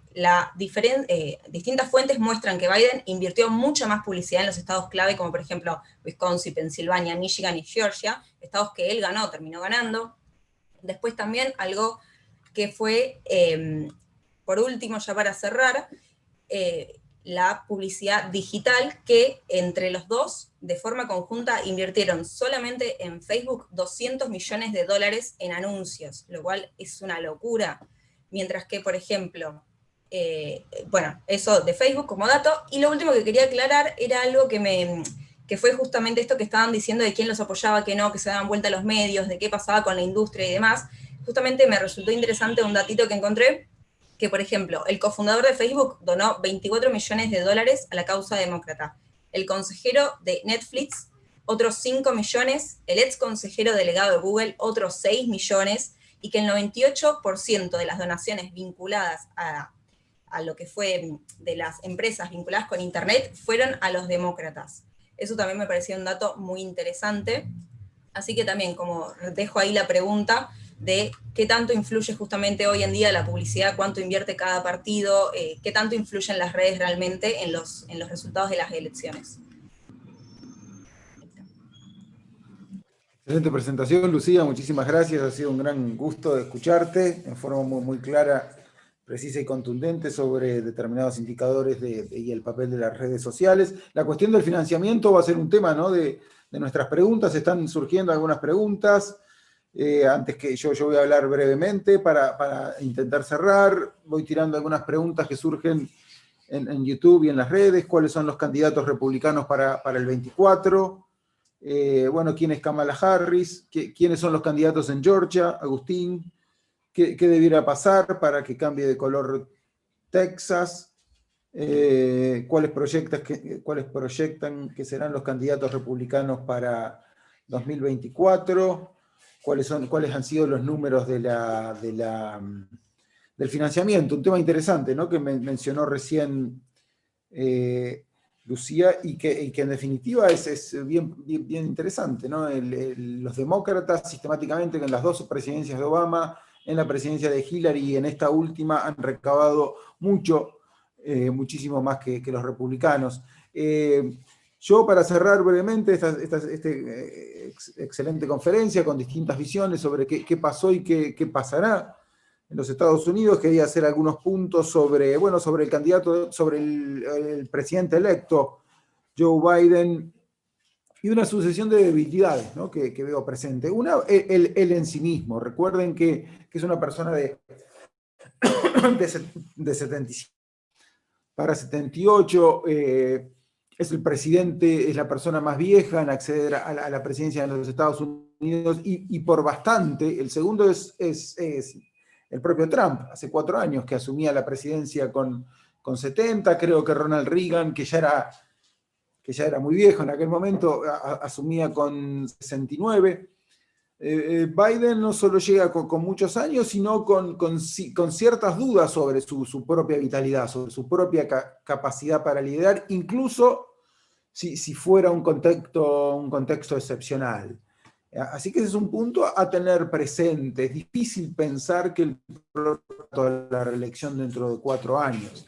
Y eso para la ciencia política, y la mayoría venimos de allí, significa que hay una percepción de Pato Rengo demasiado pronto, ¿no? Y hubiese sido problemático, más allá de la fenomenal polarización en marcha o presente en los Estados Unidos, si Trump hubiera alcanzado la reelección, en tanto y en cuanto un personaje de esas características inmediatamente hubiese empezado a ser percibido como Pato Rengo. ¿Por qué? Por su segundo mandato, por su edad relativamente avanzada, por la polarización que había generado, por la propia dinámica dentro del Partido Republicano y de lo que iban a percibir los demócratas. Bueno, Biden en cierta medida adelanta su segundo mandato. ¿Por qué? Porque es difícil pensar que dentro de 4 años, a los 81, Biden sea candidato a la reelección. Así que esa es la primera debilidad. La segunda, y probablemente no sea la más importante, ¿no?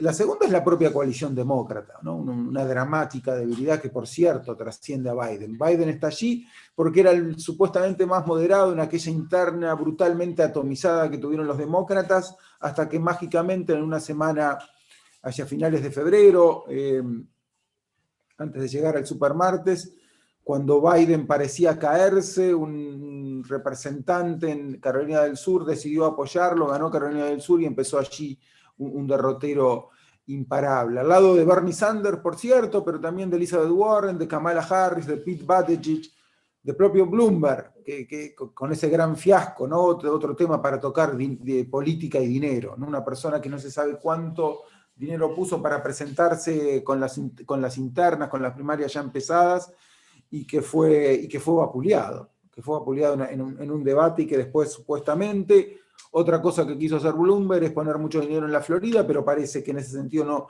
no funcionó. Así que hay allí en la coalición demócrata un proceso de distanciamiento, algo que parece ser estructural, entre este ala radical y una ala supuestamente más moderada que encarna Biden. Y allí estaría Kamala Harris como candidata a vicepresidente y como probablemente presidente en ciernes, para intentar ser un puente entre aquello que a lo mejor simplemente no puede o no quiere ser unido. Así que esa es la segunda debilidad. La tercera, para el presidente Biden, es la distancia con la coalición conservadora.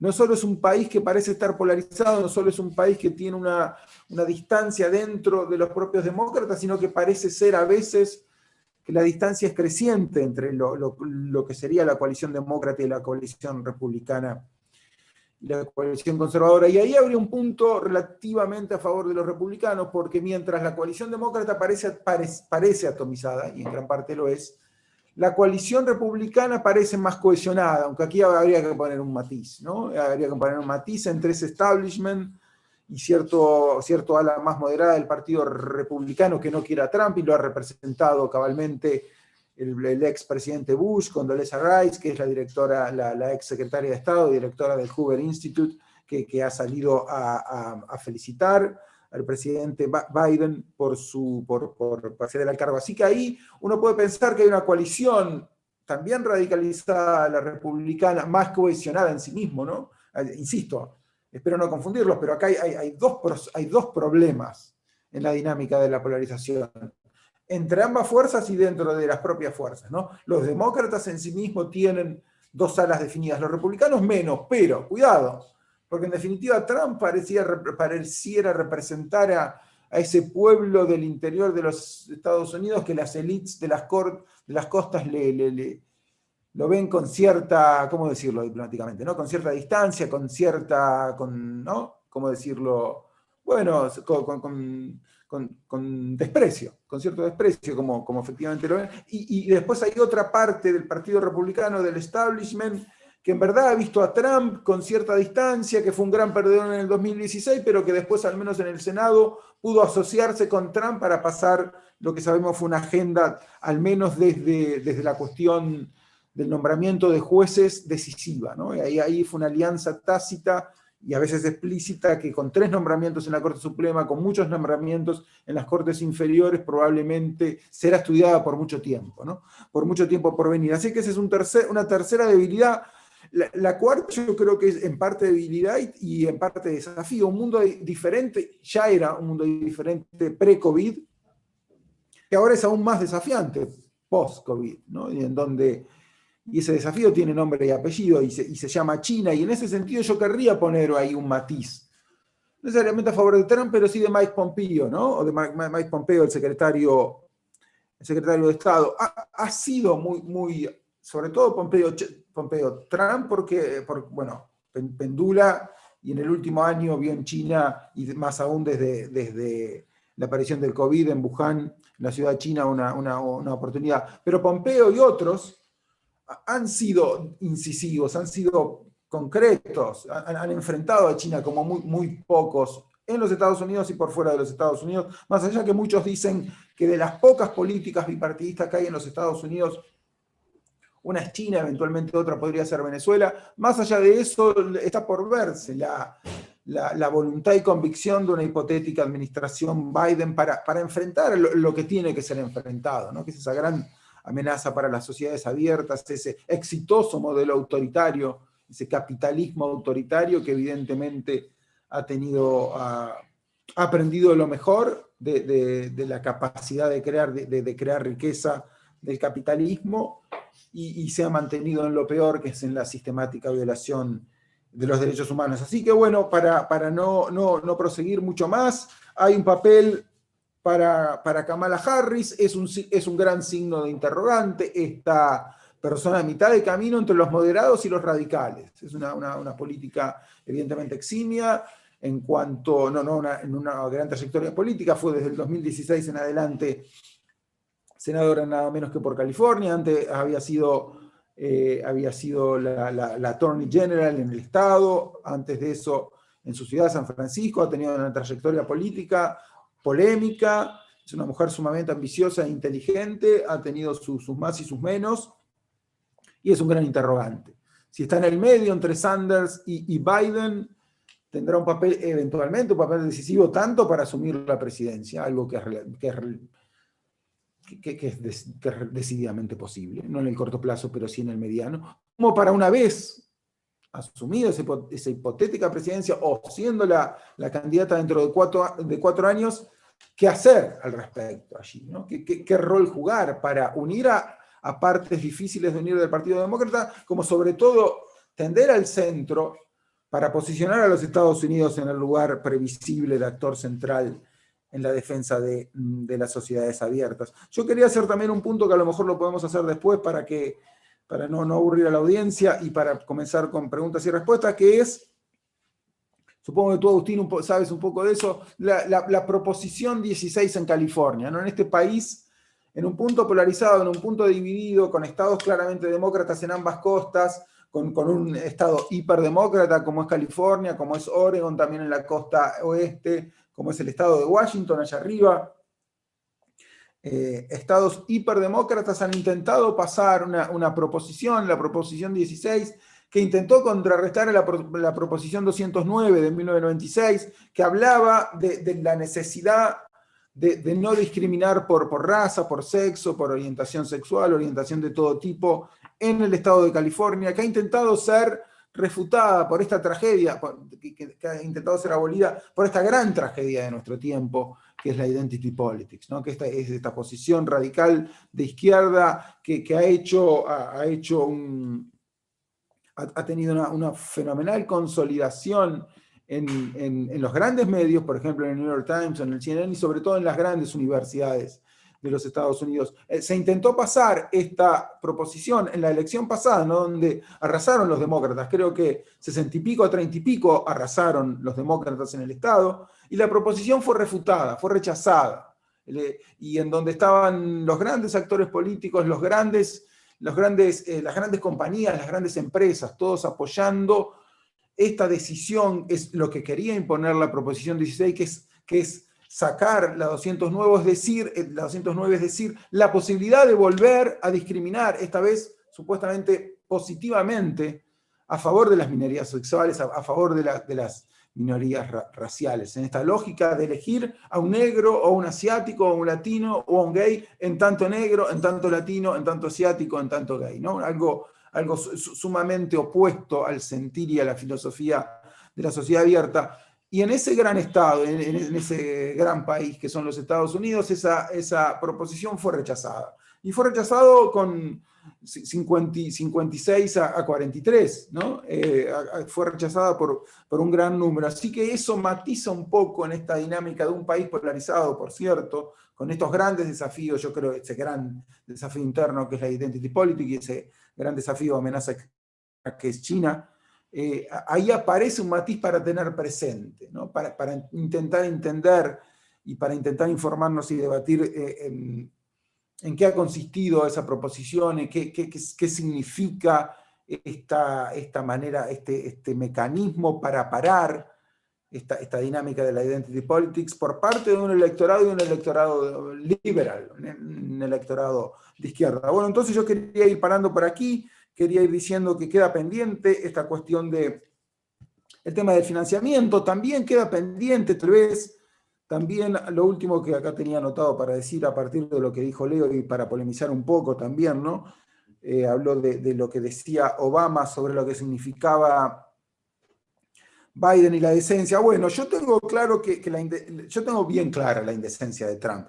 No me queda tan claro la decencia de los demócratas realmente, ¿no? En ese sentido, yo tengo más preguntas que respuestas allí, así que ahí queda pendiente ese punto. También, a lo mejor mezclando un poco, pero para ya empezar el debate, a lo mejor una pregunta para Lucía, y para todos, en verdad, ¿no? Que ustedes saben que Trump empezó a hablar el 3 a la noche y el 4 también de una conferencia de prensa, y la National Public Radio, esta famosa NPR, que hace las veces de la BBC americana, cortó el discurso de Trump para mencionar al locutor que Trump estaba mintiendo.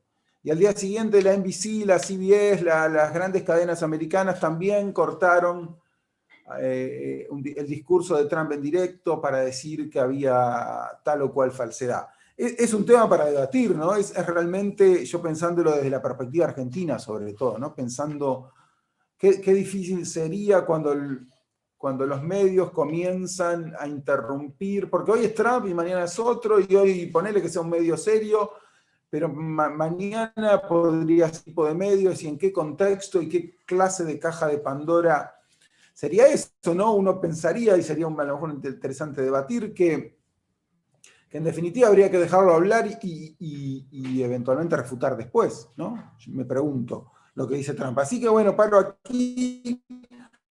Lo felicito por las excelentes presentaciones, y no sé quién quiere empezar contestando.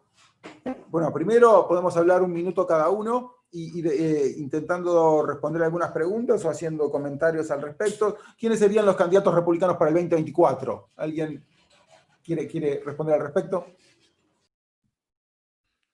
Si querés, Pedro, respondo, o por lo menos la opinión que tengo yo. Como decía, no se puede descartar a Trump todavía. El gobernador Ron DeSantis de Florida, como les decía hace un rato, me parece que siguiendo la línea de Trump y viendo la administración que hubo, Mike Pompeo, el secretario de Estado, tiene una muy fuerte posibilidad.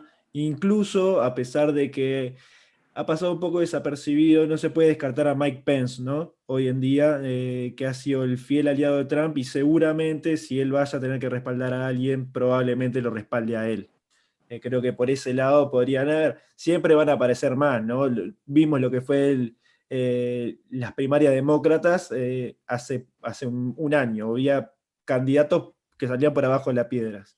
Así que, pero creo que por ese lado, esos 4 podrían ser los más importantes. Muy bueno, no sé Marco Rubio qué le ha pasado, si pasó su bola en la Florida. Ted Cruz, que está todo el tiempo, senador por Texas, en un estado clave. Es un estado que eventualmente, ustedes saben, todos, la audiencia y los que estamos aquí, que si los republicanos eventualmente algún día ganan California, la elección está terminada, y si los demócratas ganan Texas, la elección también. Y parece esto mucho más probable que lo primero, así que allí podría ser un punto en discusión. Connie, ¿tú querés decir algo? Después José, te escucho, Leo y Lucía. En verdad ya son las 8:05, vamos a ser relativamente breves para ir terminando en 5 o 8 minutos. ¿Les parece? Adelante, Connie. Dale. Muchas gracias, Pedro. A ver, tengo varias reflexiones. De acuerdo con lo que recién decía Agustín, no me quiero jugar por quiénes van a ser los candidatos. Mi pregunta en relación a lo que estuve escuchando, lo que compartimos y a lo que vos decías, Pedro, es, lo dejo planteada quizás como para un próximo debate, para que sigamos en esta línea. ¿Estamos frente al fin del bipartidismo en los Estados Unidos? Digo, lo próximo que vamos a ver, ¿no será un quiebre del Partido Demócrata y que tengamos esta polarización dentro del Partido Demócrata expresándose en 2 partidos diferentes? Y no sé qué va a pasar con el Partido Republicano, pero vos fíjate, a partir de la teoría propiamente dicha de cuáles son las características del bipartidismo, ¿no? Esto de la convergencia hacia el centro, si nosotros vemos esta polarización hacia los extremos y esta polarización al interior del propio Partido Demócrata, podría pensar que lo que vamos a ver en los próximos años en los Estados Unidos es un quiebre del bipartidismo. Que empiece a aparecer un quiebre de este bipartidismo, que ahora en estas elecciones, o yo diría que ya con la aparición de Trump, ¿no? Porque de alguna manera Trump va por el Partido Republicano, pero los corre por afuera, era ya un síntoma de que el bipartidismo empieza a mostrar señales de agotamiento en la lógica de la competencia electoral en los Estados Unidos. Excelente, ¿quiere profundizar? Sí, dale, Leo. A todos la participación y me sumo a esta reflexión de Constanza que me parece interesantísima. Como decíamos hoy, la polarización es notoria y ya hubo algunas señales en esta misma elección, cuando John Kasich, el ex gobernador de Ohio republicano, apoyó explícitamente al ex vicepresidente Biden y algunos republicanos que si bien no terminaron apoyando a Biden, pero que definitivamente no apoyaron a Trump. El caso de John McCain, el caso de Mitt Romney, 2 ex candidatos presidenciales. Hay allí más cercanías en el centro que en los extremos. Y bueno, y es una cosa a tener en cuenta. Y lo último en cuanto a los candidatos, para no poner nombres, me parece que va a depender un poco de cómo llega Trump, lo que decía un poco Agustín hoy, a ese medio término. Si por el lado de la polarización, de la agresividad y de ese discurso sigue dando resultado, bueno, es posible que candidatos más cercanos o más del estilo de Trump, hoy Pompeo, por ejemplo, hace unas declaraciones, bueno, ya me escucharon antes, así que saben más o menos lo que pienso, pero unas declaraciones extremadamente desagradables para un secretario de Estado, ¿no?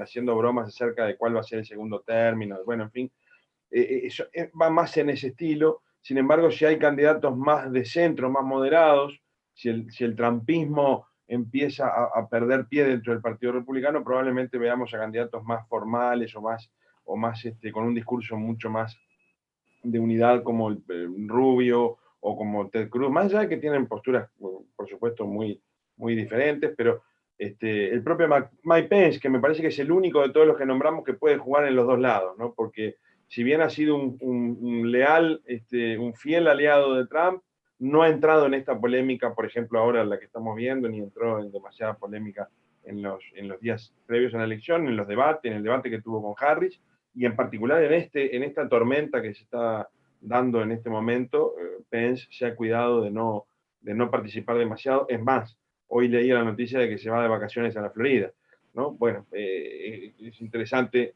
que en esta tormenta política en donde se juega su vicepresidencia, aparentemente el hombre se vaya de vacaciones a la Florida, ¿no? Eso muestra que estaría jugando un doble juego ahí muy interesante. Es eso, y gracias por los aportes de todos. Es un placer. Excelente, Diego. Bueno, ahora José, Lucía, pueden decir unas palabras finales. Queda pendiente ahí, ¿no? Yo me meto en el medio para decir que, en definitiva, bueno, Ted Cruz no es precisamente un moderado, pero evidentemente si aparece alguien con la capacidad de tomar cierto discurso de Trump, pero moderarse y representar al Partido Republicano desde dentro de esa lógica conservadora y apelando al pueblo, eventualmente hay un partido republicano con un futuro electoral, no necesariamente en términos de policy, pero sí con un futuro electoral. José, Sí, sí, antes quería acotar y aclarar, en todo caso, que no quise decir en ningún momento que crea que Biden no va a ganar. Yo creo que está el 95% de las posibilidades que los colegios electorales van a votar por él el próximo 14 de diciembre. Pero como soy cientista político, me gusta agregarle tensión a la situación para no aburrirme. Entonces digo que hay un 5% posible de que todo gire en torno a Trump y gane. Pero sin duda yo creo que el presidente va a ser Joe Biden.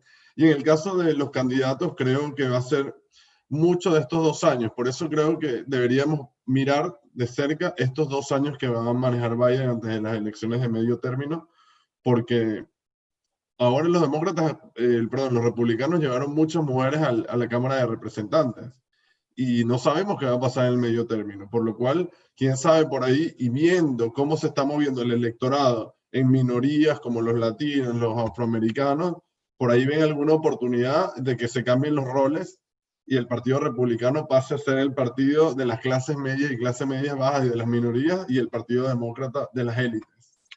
No sabemos qué va a pasar, pero sí, en todo caso, si tengo que dar una respuesta hoy, me inclinaría por Ted Cruz y Marco Rubio, que ambos son de descendencia hispana. Así que creo que son importantes. Parecen ser una fórmula fuerte, ¿no? La Florida y Texas con la creciente población donde ganan los demócratas, pero en donde ha pasado esto último, y evidente sería algo competitivo, tal vez incluso, a lo mejor estoy exagerando un poco, en la propia California. Lucía, comentario final. Dale. Chiquitito, lo de cuánto salió la campaña, fue la campaña más cara de la historia, con 11.000 millones de dólares invertidos, una barbaridad. Y por otro lado, sobre lo que comentaste de la fake news, de cuando se desveló Trump a las 3 de la mañana, también de aquel momento, desde que se celebraron los comicios hasta el viernes pasado, cada tweet que comentaba, casi todos, el 38%, tuvo una leyenda que decía justamente que era que tener cuidado, que todavía cuando se había emitido tal comentario no se habían terminado de contabilizar los votos y demás. Incluso Facebook la agregó esa leyenda un poco tarde, pero la agregó. Así que también eso hubo muchas cuentas que se cerraron y bloquearon, pero bueno, llegó tarde, pero llegó la acción contra la desinformación. Bien, 11.000 millones de dólares, Leo, la campaña de Uruguaya, ¿cuánto salió? Y yo creo que un precio razonable serían unos 10 millones, más o menos. 10 millones, 11.000 a 10 millones, ¿no? Me faltan 3 ceros. Eso es un buen reflejo. Él es el presidente de FREE, de nuestra fundación amiga, también es un internacional desde la Universidad Oort Uruguay, es un joven brillante. Eric, el proceso de paz en Medio Oriente parece haber dependido de Trump y su círculo interno. ¿Puede verse afectado el proceso por esto? Algo bastante desconocido, ¿no? Hemos escuchado muy poco hablar de la exitosa política con las anteriores administraciones, ¿no? Donde estuvo Hillary Clinton envuelta, el propio Biden, que como vicepresidente tuvo un rol que jugar en política exterior, el ex candidato a presidente en el 2004, John Kerry y demás. Ha habido una política en el Medio Oriente incisiva y mayormente exitosa, si esa puede ser la palabra, de la administración Trump, que también hay que remarcar, no empezó ninguna guerra, ¿no? Es algo que, a diferencia de casi todas las administraciones anteriores, sí es algo que en general no se menciona, y que en verdad, en honor a la verdad, creo que hay que hacerlo. ¿Alguien quiere contestar? ¿Puede verse afectado? Agustín, José, Constanza, el proceso de... Dale. En ese caso, para responderle a Eric, yo creo que es uno de los triunfos que se lleva Trump y creo que hizo una construcción para evitar que los Estados Unidos vuelvan a firmar un tratado como el que firmó Obama con Irán. Yo creo que ya no es posible porque ya hay alianzas con Israel y lo que buscó hacer Trump fue aislar a Irán para eventualmente obligarla a ingresar a un acuerdo distinto. Por lo cual yo creo que fue un gran logro y si Biden insiste en volver al modelo de Obama, sería un error. Excelente. ¿Algún comentario final, Connie, quieres hacer? Y terminamos. Dale, dale, muchas gracias, Pedro. Sí, pero no por este lado. Me parece que hay algo que nos llama a todos la atención, sobre todo ¿no? como observadores y analistas políticos en última instancia, y es el creciente populismo que hemos observado durante la administración de Trump, porque digamos, hay reglas no escritas de la práctica política que son típicas de nuestros presidencialismos, pero que es raro reconocerlos en el presidencialismo norteamericano. Y quizás ahí están las llamadas de atención y en todo caso lo que tenemos que ver con la presidencia de Biden es si los Estados Unidos vuelven a esta política de contención institucional, a esta política de tolerancia mutua que se da entre los grandes partidos políticos, o si, digamos, no logra zanjar esta grieta y, digamos, el populismo sigue avanzando, o estas formas populistas que fueron tan típicas de Trump. Tomo lo que decía Lucía, ¿no? Con el tema del ejercicio de la política por Twitter, ¿no? Esto de los presidentes tuiteros. O volvemos, digamos, a los cauces tradicionales a los que tanto hemos estudiado de la política norteamericana.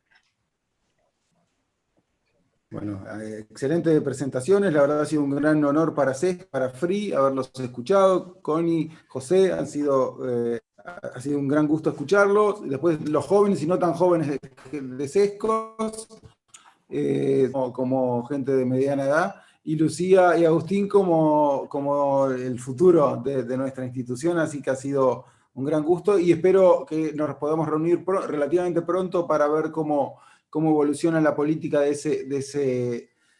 ese gran país que son los Estados Unidos. Muchas gracias a todos, un abrazo grande. Muchas gracias, Pedro, gracias a todos.